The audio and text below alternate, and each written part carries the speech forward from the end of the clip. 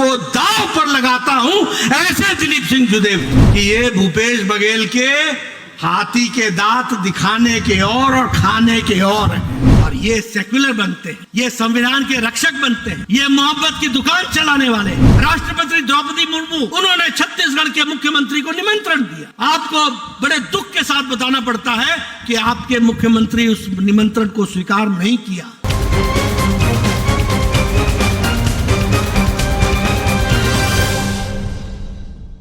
बोलिए भारत माता की, भारत माता की, भारत माता की, छत्तीसगढ़ मातारी की, छत्तीसगढ़ मातारी की। आज के इस परिवर्तन यात्रा में मंच पर उपस्थित हमारे भारतीय जनता पार्टी के प्रदेश के जुझारू अध्यक्ष सम्माननीय श्री अरुण साहू जी, हमारी राष्ट्रीय उपाध्यक्ष बहन सरोज पांडे जी, हमारे यहाँ के इस चुनाव के प्रभारी सम्माननीय ओम माथुर जी, हमारे प्रतिपक्ष के नेता श्री नारायण चंदेल जी, राष्ट्रीय उपाध्यक्षा बहन लता उसेंडी जी, प्रदेश सह प्रभारी नितिन नवीन जी, भारत सरकार में मंत्री रेणुका जी, यहाँ के लोकप्रिय सांसद बहन गोमती साय जी,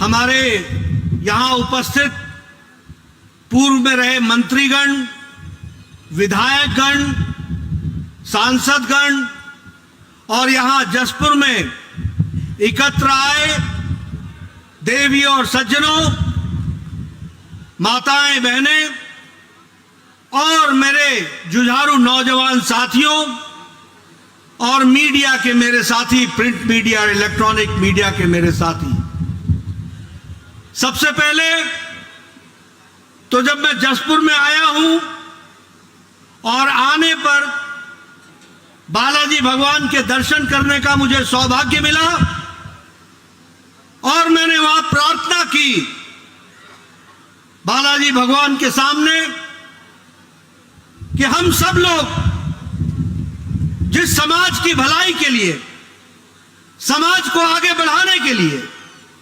प्रदेश को आगे ले जाने के लिए जो आज ये परिवर्तन यात्रा प्रारंभ कर रहे हैं, उसको बालाजी भगवान का आशीर्वाद मिले और हम सफल हों, ताकि छत्तीसगढ़ विकास को बालाजी भगवान को नमन करते हुए अपनी बात को मैं प्रारंभ करता हूं। मित्रों, जब मैं जसपुर में आया हूं तो मेरे से पूर्व वक्ताओं ने दिलीप सिंह जुदेव जी के बारे में चर्चा की। स्वर्गीय दिलीप सिंह जुदेव जी महान नेता तो थे ही, महान आत्मा तो थे ही, लेकिन वो महान समाज सुधारक भी थे और प्रदेश को आगे ले जाने वाले नेता।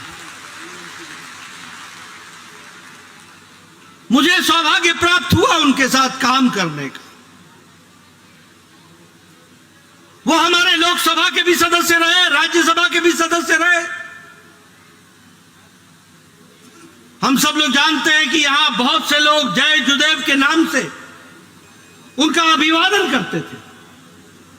वो सिर्फ नेता नहीं थे, वो देश को एकता के माला में पिरोने वाले, हमारे नेतृत्व करने वाले नेता थे। इसको भी हमको समझना चाहिए। घर वापसी, धर्मांतरण के खिलाफ समाज को एकत्र करना, इकट्ठा करना, राजनीतिक मुद्दों पर पूरी ताकत से जवाब देना और राजनीतिक मुद्दों पर जवाब देते देते अपने अस्तित्व को दांव में लगा देने वाले ऐसे देखे तो दिलीप सिंह जुदेव देखे। मुझे आज भी याद है 2003 में मैं अपने प्रदेश में मंत्री था और मुझे यहां चुनाव में भेजा गया था। मुझे उस समय का दिलीप सिंह जुदेव जी का भाषण याद है, जब उन्होंने कहा था कि ये भ्रष्ट कांग्रेस की सरकार को नस्तो नाबूद कर दो, इसको जड़ से उखाड़ दो और मैं अपनी मूंछ को दांव पर लगाता हूं, ऐसे दिलीप सिंह जुदेव थे। आज इस पवित्र धरती पर मुझे आने का सौभाग्य मिला है और हम यहां से परिवर्तन यात्रा की प्रारंभ कर रहे हैं। वो जहां भी होंगे उनकी एक ही तमन्ना होगी कि भारतीय जनता पार्टी एक बार फिर से इस भ्रष्ट कांग्रेस सरकार को जड़ से उखाड़ करके फेंक दे और परिवर्तन यात्रा सफल हो, यही उनकी आत्मा चाहती है। बोलिए, जुदेव जी के कहे हुए बातों को पूरा करेंगे कि नहीं करेंगे? करेंगे कि नहीं करेंगे? मैं स्टेडियम के पीछे से सुनना चाहता हूं, करेंगे कि नहीं करेंगे? मित्रों, उन्होंने अपना सारा जीवन सच्चाई के लिए, ईमानदारी के लिए, नैतिकता के लिए, धर्म के लिए उन्होंने सारा जीवन लगा दिया। और आज जब ऐसे पवित्र भूमि से मुझे परिवर्तन यात्रा का प्रारंभ करने का सौभाग्य मिल रहा है, तो उनकी आत्मा को शांति मिले, इसके लिए हम संकल्प लेते हैं कि यह परिवर्तन यात्रा सफल होगी। इसके लिए हर कुछ करेंगे और पूरी ताकत से लगेंगे, इस बात का हमको विश्वास लेना चाहिए। मित्रों, जब हम बात करते हैं, अभी यहां पर भूपेश बघेल की बात हो रही थी। बोलिए, कांग्रेस पार्टी ने आपसे पिछले 5 साल में छलावा किया कि नहीं किया? छलाया कि नहीं छलाया? आपको गुमराह किया कि नहीं किया? उन्होंने कोई भी मैनिफेस्टो की बातें पूरी की है क्या? पूरी की है क्या? जो कह के आए थे उसके विपरीत काम किया कि नहीं किया? मित्रों, मैं कहने के लिए नहीं कह रहा हूं, मैं आज यहां पूछने आया हूं माताओं से। बताओ, 500 रुपए प्रति माह माताओं को मिल गया क्या? मिल गया क्या? मिला क्या बहने? मैं जानना चाहता हूं कि जो ये कहा गया था कि गरीब माताओं को, बहनों को 4 मुफ्त गैस का सिलेंडर मिलेगा, मिल गया क्या? मिल गया क्या? मित्रों, मैं अपने आदिवासी भाई, जनजाति भाई, किसान भाई, उनसे पूछना चाहता हूं कि जो भूपेश बघेल ने कहा था कि भूमिहीन लोगों को हम जमीन देंगे, उनको जमीन मिल गई क्या? जमीन मिल गई क्या? मित्रों, मैं ये बताना चाहता हूं कि ये भूपेश बघेल के हाथी के दांत दिखाने के और खाने के और है। खाने के लिए भ्रष्टाचार और दिखाने के लिए माताओं को प्रति माह 500 रुपए दूंगा, भूमिहीन लोगों को जमीन दूंगा, नौजवानों को भत्ता दूंगा। नौजवानों को बेरोजगारी भत्ता मिल गया क्या? मिल गया मेरे नौजवान भाई? मिला क्या पिछले 5 साल में? ये है जिस तरीके से भूपेश बघेल ने सरकार पिछले 5 साल में चलाई है। और यह परिवर्तन यात्रा क्यों है? यह परिवर्तन यात्रा इसलिए है कि पहले भी हमने आपकी सेवा की है, आगे भी आपकी सेवा करेंगे और हम वायदा करते हैं कि गरीब कल्याण में जो मोदी जी ने काम चलाया है उसको भी फिर से छत्तीसगढ़ की धरती पर उतारेंगे और गरीबों का कल्याण करेंगे। किसानों का सशक्तिकरण कर रहे हैं, महिलाओं का सशक्तिकरण होगा, युवाओं को आगे बढ़ाने वाला काम करेंगे। और छत्तीसगढ़ के इस परिवर्तन यात्रा के माध्यम से भूपेश बघेल और उसकी सरकार का भ्रष्टाचार छत्तीसगढ़ की जनता के सामने लाएंगे और उस सरकार को, उस भ्रष्ट सरकार को उखाड़ फेंकने का काम छत्तीसगढ़ की जनता करे, इस बात के लिए परिवर्तन यात्रा चलाएंगे। मित्रों, हम जानते हैं कि 12 तारीख को दंतेश्वरी माता जी का आशीर्वाद लेकर के दंतेवाड़ा से एक यात्रा चली है जो 45 विधानसभा से होकर के आएगी। और उसी तरीके से आज जो ये यात्रा, वहां पर दोनों यात्राएं मिलेंगी, जन जन के बीच में संदेश देगी और माननीय प्रधानमंत्री जी का हमको आशीर्वचन और मार्गदर्शन वहां बिलासपुर में मिलेगा। इसको ध्यान में रखिएगा, ये परिवर्तन यात्रा इस तरीके से आगे बढ़ेगी। मित्रों, मैं यहां आपको यह भी बताना चाहता हूं, आज देखिए, आप बताइए, मोदी जी के नेतृत्व में देश की इज्जत दुनिया में बढ़ी है कि नहीं बढ़ी है? बढ़ी है कि नहीं बढ़ी है? आपने अभी देखा ये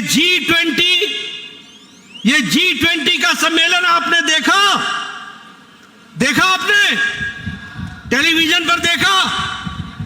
ये बताता है कि आज भारत पिछलग्गू नहीं है। आज भारत मोदी जी के नेतृत्व में दुनिया को संदेश दे रहा है और दुनिया को आगे बढ़ाने के काम में अपना योगदान कर रहा है। आपने देखा होगा किस तरीके से दुनिया के 20-21 शीर्ष नेता आज हमारे राष्ट्रपिता महात्मा गांधी के समाधि पर जाकर एक साथ नमन करते हैं, शीश झुकाते हैं। ये आज भारत की ताकत बनी है। ये हमको समझना चाहिए कि दुनिया अब हमको कैसे देख रही है। बहुत सम्मेलन होते हैं, G7, G20, बहुत से कार्यक्रम होते हैं, लेकिन कार्यक्रम किसी निष्कर्ष पर पहुंचे ये कभी कभी होता है। और प्रधानमंत्री मोदी जी इस बारे में सफल हुए कि 20 देश के अलग अलग विचार हो सकते हैं, 20 देश के अलग अलग सोच हो सकती है, 20 देशों का अलग अलग एक दूसरे देशों को देखने का नजरिया हो सकता है, 20 देश का भारत के प्रति भी देखने का नजरिया अलग अलग हो सकता है, लेकिन सब मिलकर प्रधानमंत्री मोदी जी के बताए रास्ते को मानते हुए दिल्ली का डिक्लेरेशन करते हैं और दिल्ली में सहमति लाते हैं। यह पहली बार होता है, यह हमको देखना चाहिए। यह दिल्ली में दिल्ली डिक्लेरेशन, ये G20 का एक बहुत ही, पहली बार नहीं, पहले भी हुए हैं, लेकिन एक जिस तरीके की स्थिति दुनिया में पैदा हुई है उसमें ये एक बहुत ही नायाब कामयाबी मिली है। इसको भी हमको समझना चाहिए। मित्रों, कभी आपने सोचा था कि हमारा चंद्रयान पहली बार दुनिया में साउथ पोल, दक्षिणी ध्रुव में पहला सैटेलाइट उतरेगा तो वह भारत का उतरेगा? इसको भी सफल किया है तो हमारे प्रधानमंत्री जी के नेतृत्व और साइंटिस्टों के कर्तव्यों ने, उनका जिसको कहते हैं उनका योगदान, जो साइंटिस्ट हमारे दिन रात लगे रहे और जिनको प्रधानमंत्री मोदी जी का प्रोत्साहन मिलता रहा, आज उस कारण से चंद्रयान का हमारा कार्यक्रम दक्षिणी ध्रुव पर सफल हुआ है। वह भी आप सब लोगों ने देखा है। मित्रों, मैं यहां एक बात और आपको बताना चाहता हूं, और वो ये बताना चाहता हूं, 10वीं नंबर की अर्थव्यवस्था से आज हम 5वीं नंबर की अर्थव्यवस्था बन गए। और अब वो दिन दूर नहीं है, 2024 के बाद हम दुनिया की तीसरी अर्थव्यवस्था बन जाएंगे। उस ओर हमारे कदम चले। आपको जानकर खुशी होगी कि ऑटोमोबाइल में ये गाड़ियां बनाने में दुनिया के जापान को पछाड़कर हम तीसरे नंबर की मार्केट बन गए हैं। ये भारत बढ़ता भारत है। इस्पात में, स्टील में हम दूसरे नंबर के मैन्युफैक्चरर बन गए हैं। इसलिए आर्थिक दृष्टि से देखा जाए तो देश आज मोदी जी के नेतृत्व में आगे बढ़ रहा है। यह अभी हम सबको ध्यान में है। लेकिन यही नहीं है।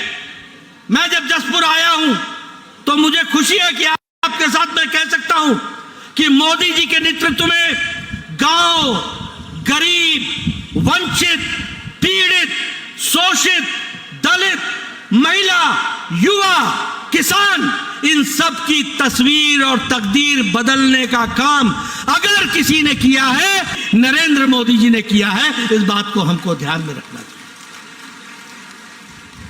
आपको जानकर के खुशी होगी कि 13.5 करोड़ लोग गरीबी की रेखा से ऊपर आ गए हैं। अब वो मिडिल इनकम ग्रुप में आ गए हैं। कितने लोग?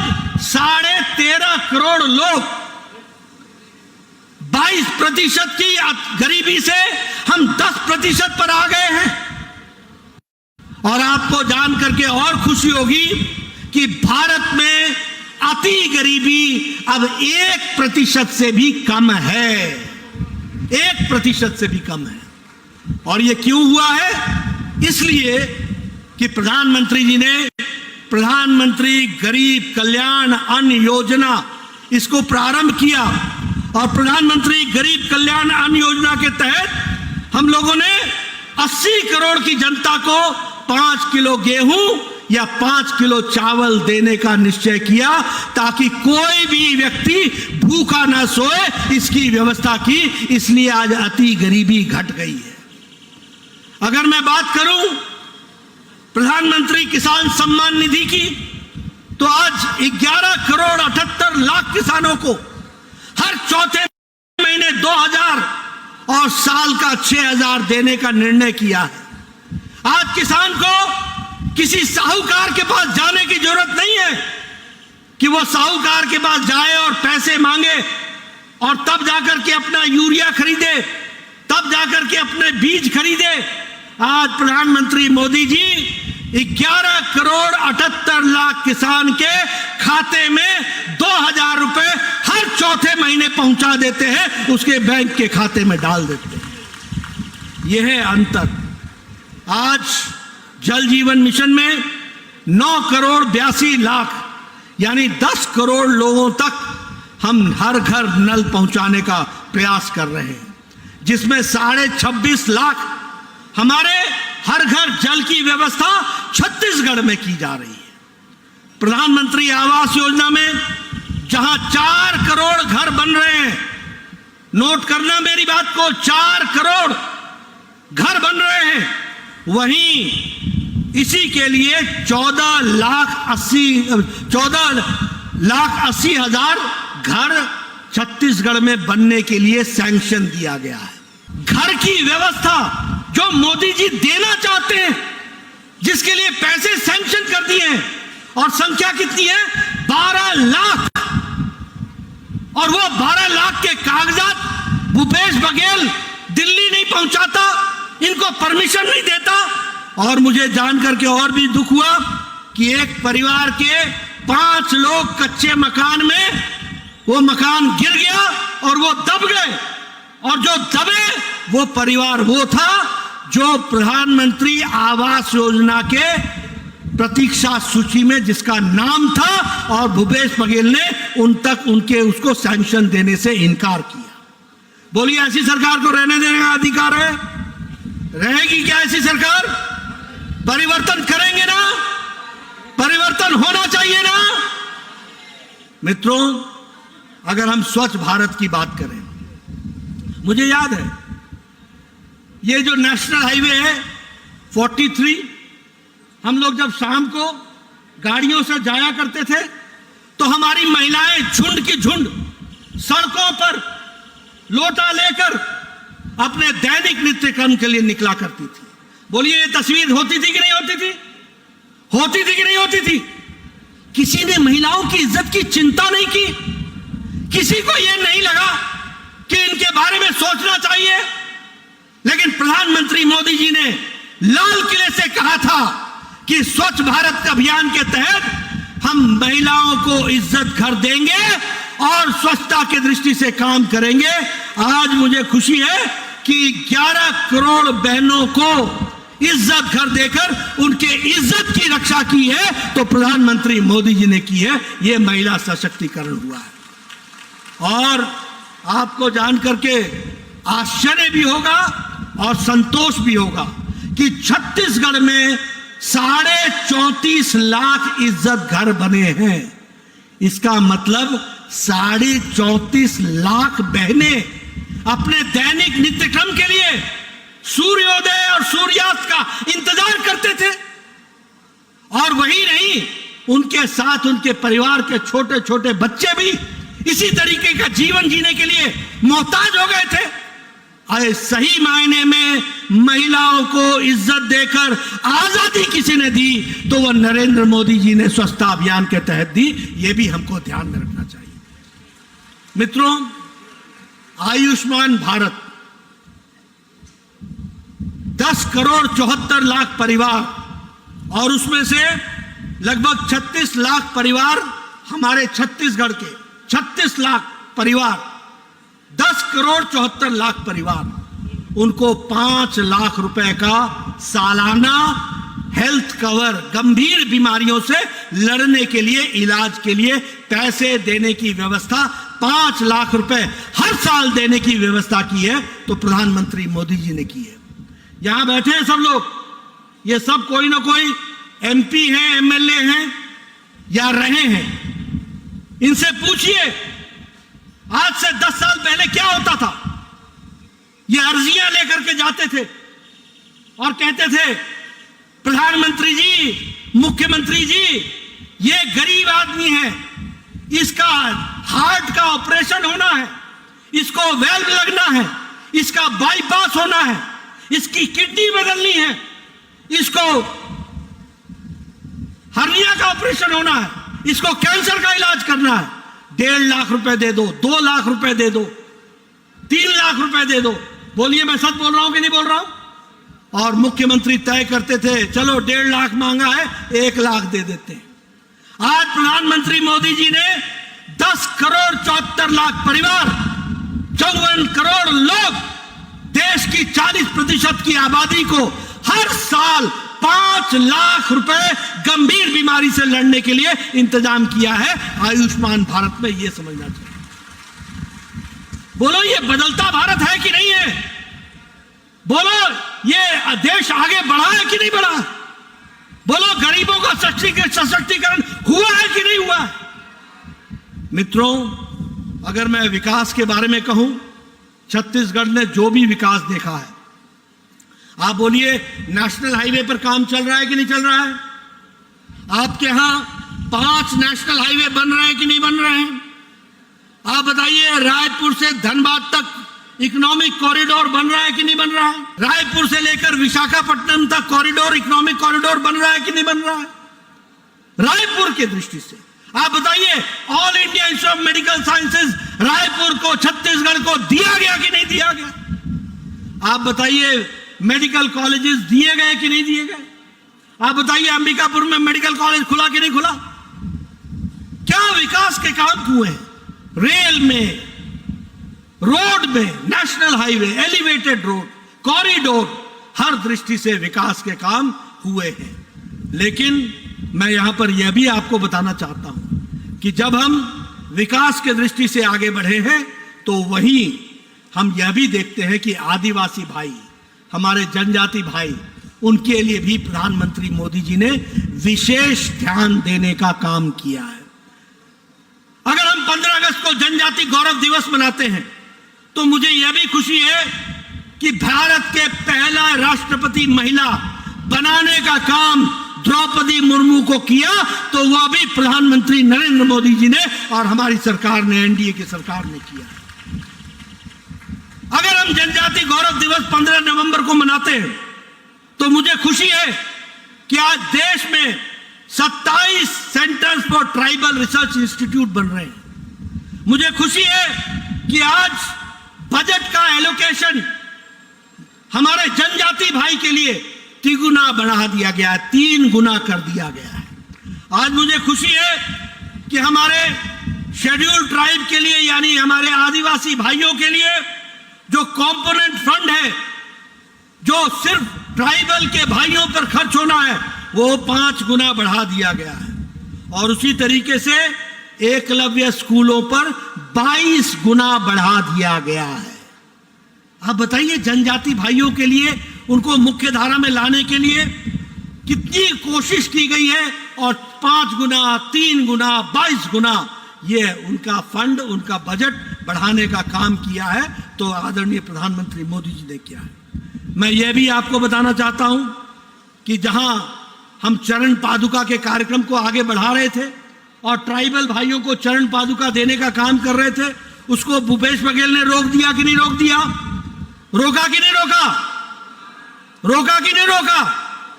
ये एंटी ट्राइबल काम करने का काम ये करते हैं, इसको भी हमको ध्यान में रखना चाहिए। मैं ये भी आपको बताना चाहता हूं, आजकल सनातन धर्म पर बहुत चर्चा हो रही है, बहुत चर्चा हो रही है।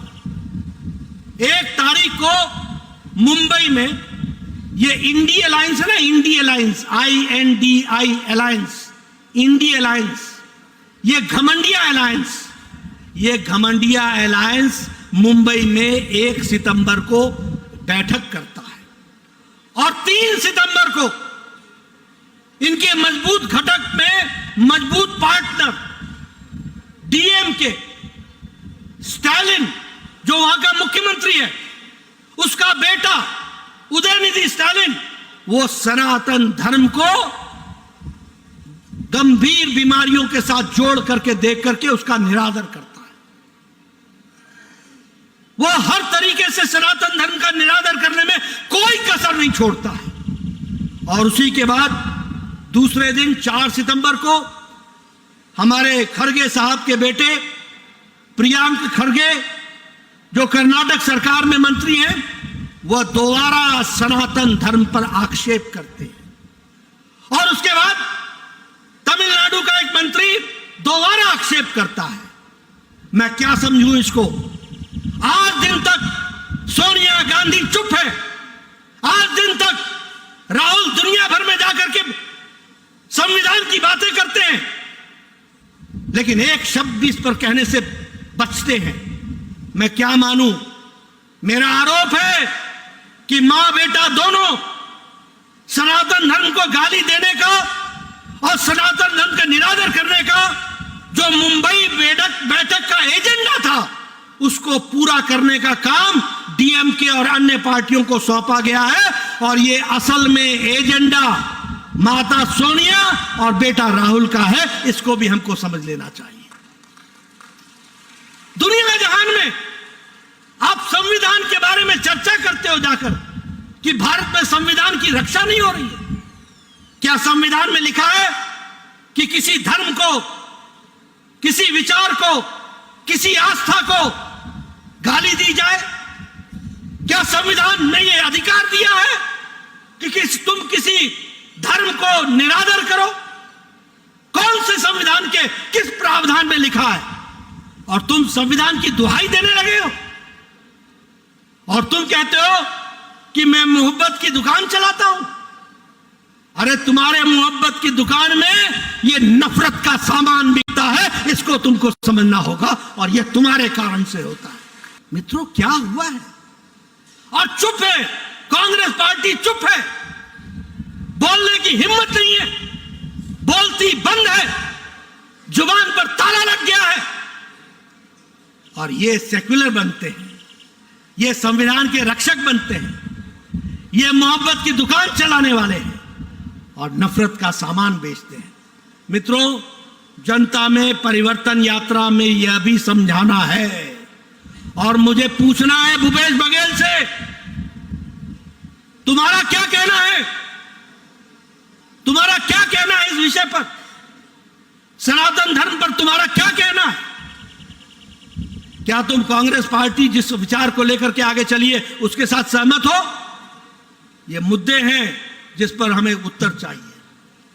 अभी G20 में राष्ट्रपति द्रौपदी मुर्मू, हमारे जो आदिवासी है, महिला है, उन्होंने छत्तीसगढ़ के मुख्यमंत्री को निमंत्रण दिया। आपको बड़े दुख के साथ बताना पड़ता है कि आपके मुख्यमंत्री उस निमंत्रण को स्वीकार नहीं किया। क्या यही जनजाति हमारे संबंध रखने वाले राष्ट्रपति के प्रति इज्जत है? भूपेश बघेल जवाब दे, क्या तुम्हारी इज्जत भारत के राष्ट्रपति से ज्यादा है? क्या तुम्हारी इज्जत G20 के सम्मेलन में दिए गए राष्ट्रपति के भोज में जाना तुम्हारा छत्तीसगढ़ के मुख्यमंत्री के रूप में कर्तव्य नहीं था? तुम बड़ी बड़ी बातें करते हो। खड़गे साहब लाल किला में झंडोत्तोलन के समय वहां उपस्थित नहीं होते हैं। भूपेश बघेल राष्ट्रपति के भोज में उपस्थित नहीं होते हैं। ये ऐसे लोग जो आपका नेतृत्व कर रहे हैं, परिवर्तन चाहिए। ऐसे लोगों को परिवर्तन करना है कि नहीं करना है? करना है कि नहीं करना है? मित्रों, एक बात याद रखिए, मैं बड़े स्पष्ट शब्दों में कहना चाहता हूं। अब भ्रष्टाचार की बात कर लेते हैं। आप बताइए, अभी अभी हमारे अरुण साहू जी, अध्यक्ष जी चर्चा कर रहे थे। मैं आपके सामने बताना चाहता हूं, ये बताइए शराब का घोटाला हुआ कि नहीं हुआ? कितने का हुआ? 2161 करोड़ रुपए का। आप बताइए चावल घोटाला हुआ कि नहीं हुआ? चावल घोटाला हुआ कि नहीं हुआ? 5000 करोड़ रुपए का घोटाला हुआ। कोल स्कैम, कोयला का घोटाला हुआ कि नहीं हुआ? यूरिया का घोटाला हुआ कि नहीं हुआ? गरीब कल्याण अन्न योजना का घोटाला हुआ कि नहीं हुआ? गोठान का घोटाला हुआ कि नहीं हुआ? गोबर का घोटाला हुआ है कि नहीं हुआ है? जिसने गौ माता को नहीं छोड़ा, वो आपको छोड़ेंगे क्या? वो आपको छोड़ेंगे क्या? आप बताइए, एक मुख्यमंत्री सीडी कांड में बेल पर, उसका निजी सचिव और ओएसडी जेल में, खुद बेल पर और सचिव जेल में। ऐसी सरकार को रहने देना है क्या? ऐसी भ्रष्टाचारी सरकार को रहने देना है क्या? मित्रों, एक ही बात मैं कहने आया हूं। अगर आप चाहते हैं कि दिलीप सिंह जुदेव जी के बताए रास्ते पर चलना है, तो रास्ता एक ही है कि कांग्रेस को उखाड़ फेंको और कमल के निशान को आगे बढ़ा करके चल पड़ो। एक ही संदेश है, परिवर्तन, परिवर्तन और परिवर्तन। एक ही संदेश है कि मोदी जी के कार्य को ताकत दो और उसको धरती पर उतारने के लिए भूपेश बघेल की भ्रष्टाचारी सरकार को उखाड़ फेंको और यहां कमल खिला दो। यही उसका रास्ता है।